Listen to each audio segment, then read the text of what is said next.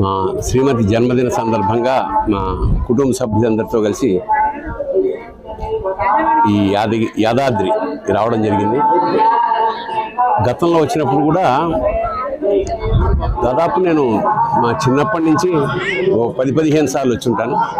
కానీ ఈ 2 ఏళ్లలో 2 సార్లు జరిగిన మార్పులు, దీని మీద ప్రభుత్వం గోల్డంత డబ్బు వెచ్చించి పరమ వైభవంగా, అంటే తెలంగాణలో తిరుపతి స్థాయిలో ఈ నిర్మాణం జరిగింది.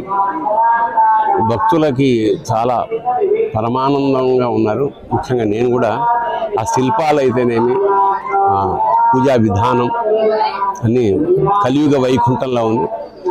భక్తులు అధిక సంఖ్యలో యాదగిరిగుట్టకు వచ్చి దర్శనం చేసుకుని చరితార్థులు కావాల్సిందిగా ప్రార్థిస్తూ ఓం నరసింహాయ.